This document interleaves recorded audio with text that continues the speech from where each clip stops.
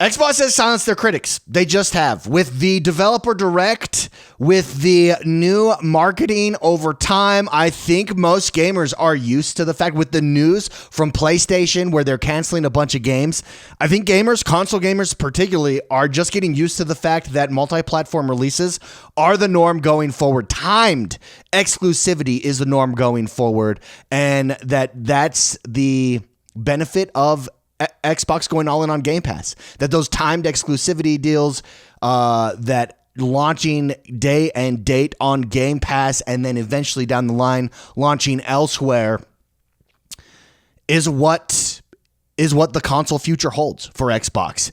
The developer direct, I think, did a lot to silence the critics of Xbox, the critics of that strategy, the critics of the Game Pass strategy, because good games are good games. And that's what Xbox has been missing. And this developer direct, combined with, for instance, Call of Duty launching last year, Microsoft Flight Simulator launch, a solid Indiana Jones launch, Avowed launching here in a month. Then you've got the new Game Pass, the new Xbox. This is not an Xbox marketing campaign that some people freaked out over and mocked and made fun of. And now you've got this developer direct. I just think Microsoft has finally broken through the noise, and a lot of the critiques, a lot of the critics, a lot of the criticism has been silenced. Well, Phil Spencer did the rounds this last weekend and went on a few podcasts, went on a few shows. We're going to highlight what he talked about here. He talks about hardware, the future of hardware for Xbox. Hint, it's not going anywhere. And the future of exclusives with Xbox and some of those exclusives going over to other platforms, how he views that, what it means for the future here, how Phil Spencer's thinking about it. Nothing has changed here. This is what he's said all along. It's just nice to get some clarification here rather. Before we jump into it though, don't forget to hit that like button, subscribe to the channel. My name is X1 the Gamer. We drop videos like this all the time right here on this channel. We do have a daily podcast, so check out our daily podcast, X1 Daily, if you like to listen to us rather than watch us. X1 Daily, Spotify, Apple Podcasts. Also have a newsletter. Click the link below. Never miss out any of these videos. Do a write-up on all the videos, share my opinions, thoughts, everything like that. So subscribe to the newsletter. Okay, let's jump into it. I actually want to start with hardware, and then we'll come back to this tweet, which is going over Destin Legary's interview with Phil Spencer, where he talks about Xbox games, exclusivity.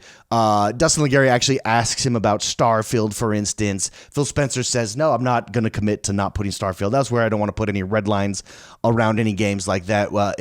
And then he explains why, that it's in their interest to look at each game individually and decide if it makes business sense to put it elsewhere long term. Let's actually jump over to the Gamertag Radio podcast, though, here real quick. And this is Paris asking him about hardware. So let me actually make sure the volume is up here so we can hear. And let's hear him in his own words, and then we'll stop and talk about it. You've obviously talked about the handheld that is still some years away, so eventually you're going to do something like that. But there is concern in the community about, well, you're putting all these games on these other platforms. Why would I still want an Xbox? What is going to be the reason for me to want Xbox hardware when I can get that experience on another platform? Yeah, I want people to pick hardware based on the capabilities of that hardware and how that fits into the choices they want to make about where they want to play. And we want our hardware to win based on the hardware capabilities that we have. I think the difference that we've seen in the last 20 years, and I think this is good because I come from building games, it's really game first, not platform first. Most of the games you and I will talk about run across so many different platforms. And those are the games that are having success. Those are the games that are at the top of the charts when you look at the most played, most successful games. And I want to build a platform that services those creators that are trying to meet people on every screen. But let's say, like our own hardware, I think it's fundamental to what Xbox is. It's not lost on me. I've said over and over that box is in the name of our brand. I'll say is in the position I'm in, I look at hardware as a critical part of what we do, but not trying to gatekeep the games off of other places for the benefit of it. Let's go build innovative hardware that people want to use to play, whether that's in their hands, whether it's on their television, or even other places. And I love our hardware team and spent some time with them just this week and the roadmap that they have. And I think we're learning a lot from this, like Steam Deck and what does it mean for our games to be there, ROG Ally, what does it mean, Lenovo. what does Xbox mean on those platforms? I don't think we've tuned it perfectly yet, and it's spent a lot of time with the teams on that.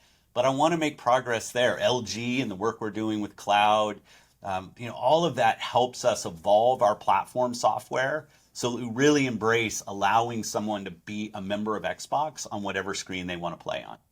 And there you go. So hardware is not going anywhere. There's a few things that really stand out to me. What he says. Actually, let's move this back here. A few things that really stand out to me. What he said there is that hardware is a key part of how he views Xbox. That they want to have the best hardware. They want their box to have the best hardware as the place, to be, but that they're looking at other devices and say, what does it mean, for Xbox to be on Steam Deck? It's interesting that he focuses so much on handhelds. And actually, if you notice in the image behind him, he had a handheld on his shelf. A lot of people are pointing that out, that he's trying to give clues there. I don't think so. I think he literally just puts stuff on his shelf and then people read into it, which is fun. I mean, it is fun, but I don't think he's being deliberate about any of the things on his shelf there. But it is interesting that he's referring to ROG Ally. He refers to the Steam Deck. He refers to Lenovo. Those are all handheld devices. Handheld is going to play a huge part in the next generation of Xbox, I think.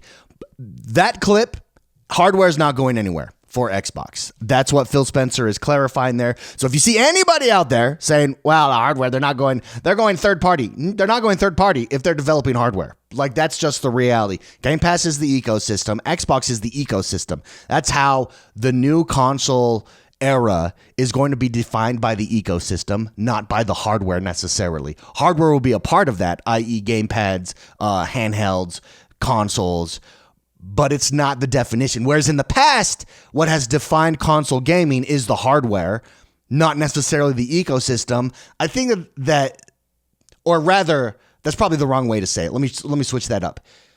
It has been much more important, the hardware, than the ecosystem, but they've worked together. I think the ecosystem is now more important than the hardware, because that ecosystem is going to be available on multiple hardware devices. And that hasn't been the case in the past. I like that. What do you guys think of that? Do you think that that's a good idea, bad idea? He doesn't say anything different here than what he said in the past. I think he's just clarifying. I did write down a question. Do you think Xbox strategy will redefine what it means to be a console brand, or is it a risky move? I don't think it's redefined. I mean, I think they're redefining the console space in that, hey, games are not growing. One thing that he pointed out here is, hey, games limited to, he doesn't want to gatekeep. The hardware shouldn't gatekeep you. Again, we're going to this idea of first-party exclusives. Should they be gate kept? He thinks that, it feels like what he's saying is he thinks that's a missed opportunity. He says that some of the top games around the world on all of the charts are games that are not on one console or device. Games like Grand Theft Auto, I'm sure. Games like Red Dead Redemption, I'm sure. Games like Fortnite or Apex or any of those games, World of Warcraft, for instance, they're available everywhere. Those are the top games. So hardware shouldn't gatekeep, he says, and he clarifies there. Again, nothing new.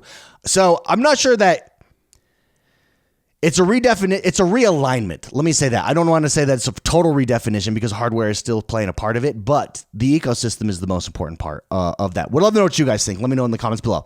Now I want to read or go over this. This is Dustin Legary. By the way, go check out, just search Gamertag Radio, Phil Spencer. Go check out the full interview there. It's really good. Also, Dustin Legary over on his YouTube channel. Go check out his full interview there. These are obviously just clips from both of them that we're talking about today. Here is Dustin Legary and the video. Let's listen. Let me make sure this volume is up here. Are all Xbox games going to PlayStation someday, or will there still be exclusives? How are those red lines looking these days? The red lines, just to be clear, was of me responding to an answer. It sometimes gets positioned if I kind of ran out with a red lines t-shirt on. We are finding that our games shipping on multiple platforms is a good thing for Xbox. It makes Xbox stronger. When you ask the question like no, I mean, there's Xbox games that have shipped that we're not going to put on other platforms.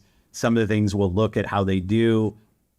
So not everything is necessarily going to go over to Xbox there. multi-platform games that have already shipped. So these are like past games. I'm sure games from the 360 era, even the Xbox One era, I'm sure that won't necessarily go. But I think going forward, what this means, and this is something he's said repeatedly. Going forward, there are no red lines. Everything is going to be looked at. And it makes sense. What Game Pass enables you when you're not concerned about selling hardware, and this is not a console war, this is an ecosystem war. When you're not concerned about selling hardware, Game Pass enables you to drop as a timed exclusive. Indiana Jones, for instance, drops now on Game Pass. Hey, come play it for this low monthly fee, or in 6 months, in 9 months, in 12 months, you can wait to pay $70 on PlayStation or wherever else it ends up dropping outside of Game Pass, if you so choose. It helps Xbox. It helps the brand. Why? How does it help Xbox if people don't have to buy an Xbox? Because it's about the ecosystem. First of all, they're paying $70 for that game. Microsoft is pocketing that. Second of all, it's a giant advertisement every time you pay that $70 for Game Pass. Hey, you just paid $70 for that game, or you paid $70 for Call of Duty. Well, you could have got it on Game Pass day one. Why don't you just get it on Game Pass day one? And it's not going to happen overnight that people end up subscribing, but it's going to be 1, 2, 3, maybe 4 experiences of that where they're like, I just dropped $250. I could have just got Game Pass this entire time. I only got 4 games. I could have had 400 games. Why didn't I just get Game Pass? So over time, the drip effect happens and sells you on Game Pass there. Again, would love to know what you guys think. Do you agree with that strategy? Do you disagree with that strategy? This is nothing new that Phil Spencer has said. I think it's just clarifying. It's refreshing. I will say, like I started the video, it does feel like the big critics of this have gone away. They've been silenced. They've been muted. I think that's in large part due to Xbox showing off fantastic games. Xbox having a really strong first quarter here from that developer direct, setting us up nicely with Ninja Gaiden 4, Ninja Gaiden Black that just dropped. You've got South of Midnight dropping. You've got Expedition 33 dropping. You've got Doom Dark Ages coming. That is a very solid lineup. That has something for everyone. That's exciting. And when you combine that with PlayStation in the news, canceling and shutting some of its studios, canceling its live service games, realigning here. You have some critics, former employees, CEOs in the C-suite of PlayStation criticizing Sony. You can see there's a shift in console gaming happening. Xbox is indeed at the head of that shift, I believe. I think Xbox is leading that. It's going to be interesting to see how it all plays and how it all comes down. But clarifying statements, again, 2 excellent interviews. Highly recommend you go and listen to them both. He doesn't say anything new, just clarifies, sets the record straight. And again, I think we're past the criticism point here. It's largely been muted, and it's because games. Quality games are coming. Players can see them. Oh, this is the strategy. Oh my goodness, Xbox isn't the only one in this position. They're just leading it. So, we'd love to know what you guys think. Let me know in the comments below. Again, don't forget to hit that like button, subscribe to this channel. I'm Next One the Gamer. We'll see you next time. Bye-bye.